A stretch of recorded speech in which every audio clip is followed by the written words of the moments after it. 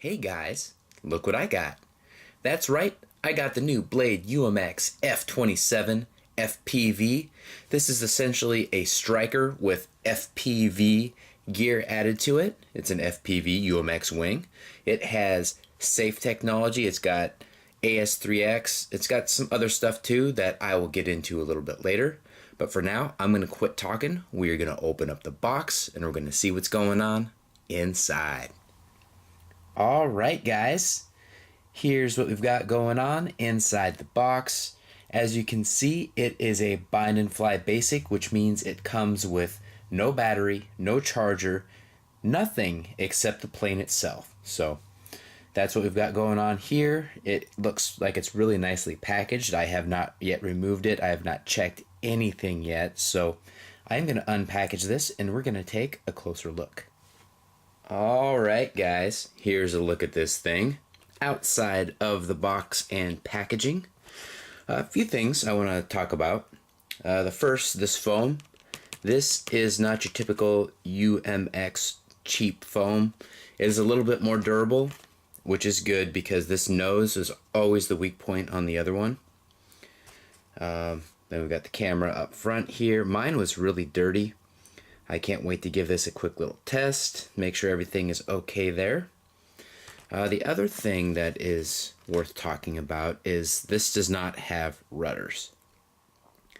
The previous version, the UMF-27Q by Kiki, that one had rudders, and I prefer rudders.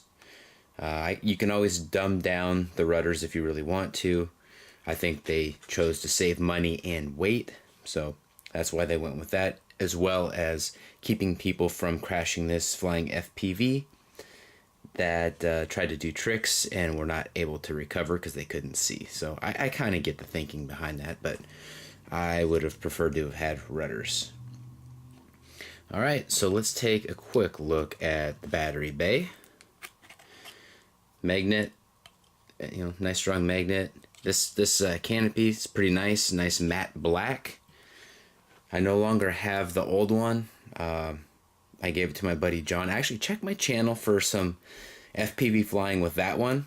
I crashed it and gave it to him, and he did some awesome stuff that I recorded. So check that back and check out his channel while you're at it, actually. All right, so the battery bay is really small. It is really small, which is disappointing because you cannot account for center of gravity adjustments. It's all got to be trim, which is not cool in my opinion. They should have been able to figure that out. So yeah, this thing barely fits in there, and this is my BabbleBat 330. I fly all of my 2S UMX stuff on that battery, and it's great. Yeah, there is virtually no wiggle room at all with this battery in here. And I understand same thing with the E-flite 280. I don't like E-flite batteries, so I will not fly with E-flite batteries. I'm hoping this pack's a little bit lighter because I hear that this is a little bit nose heavy, so hopefully the CG will be perfect, but we'll find that out. We'll talk about that on its maiden flight and additional flights. Alright, so I am going to get my radio all set up. We are going to bind this. We're going to do a little camera test, make sure everything's okay there. Alright guys, here is a quick little camera test. I'm using this through one of my FPV box goggles, which has pretty decent reproduction, pretty accurate. My Fatsharks, they look a little bit better, but not that much better. And there's no way for my camera to see this like this, so I'm basically using these the goggles as a monitor. So let's look around a little bit, see what this camera looks like. Alright, there's my Fatsharks right there off to the side. Did an off-camera test with that. Definitely not bad.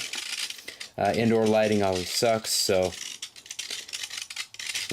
take this with a grain of salt. But I wanted to give it a quick little camera test just to make sure everything is okay. Everything does look reasonably okay. If you look back there, we've got a red light. That means it is in safe mode.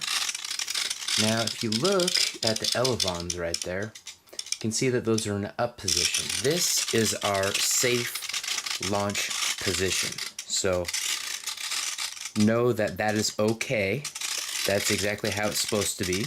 When you hand toss it, it's supposed to make it so that it is a nice, easy, worry-free scenario.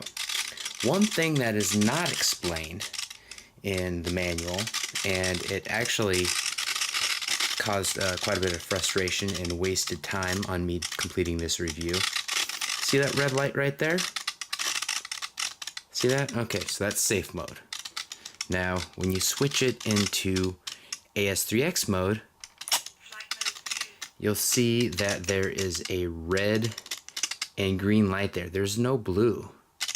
There is no blue light in this scenario. So know that that is not the worst thing in the world. I think they've got two different boards, so it could be either green and red like this or blue, depending on which model board you got with your FPV Stryker. There's blue up here and red up here, of course, but back there where it counts, it is red and green. So know that I spent a ton of time trying to set my radio to make it so there was a blue light, and I tried so many things and no blue light ever surfaced. So coming up next, I'm going to show you the radio and where I have things set.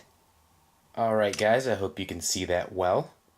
Let's go into, off the function list, go into Servo Setup.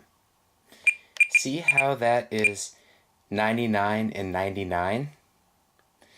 That is how you have to have it set up to make the switch work. Now, I also set mine up on the A switch. A lot of guys with the Optera, that is what they do.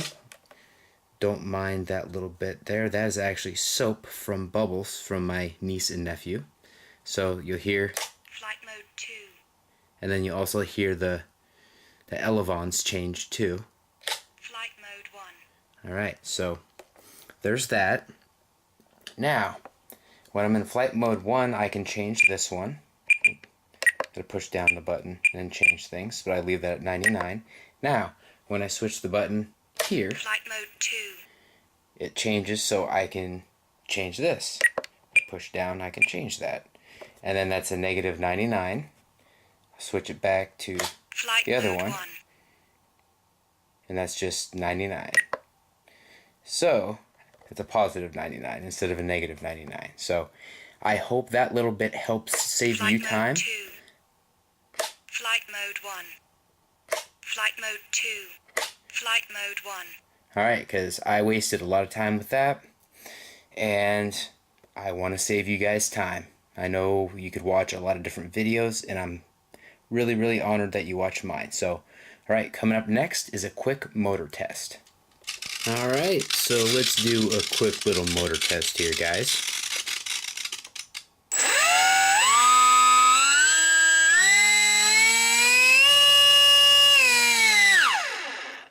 Definitely has some power. Alright guys, we are out here in one of my normal flying spots. We are going to do a maiden flight with this.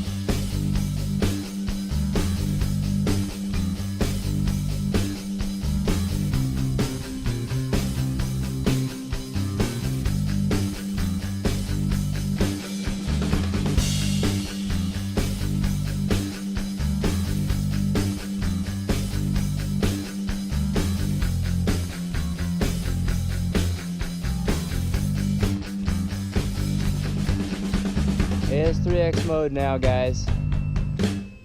So much smoother. AS3X mode now, guys. So much smoother.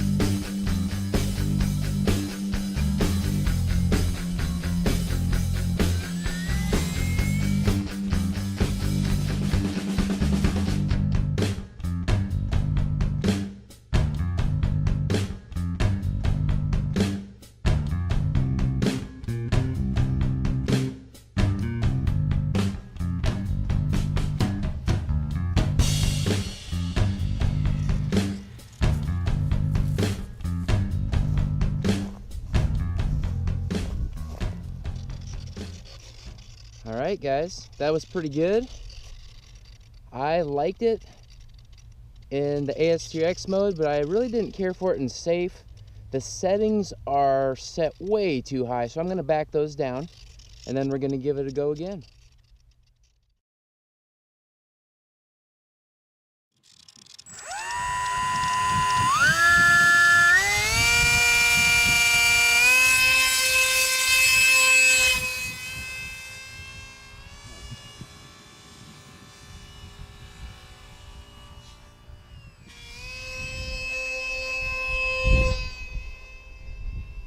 Much better.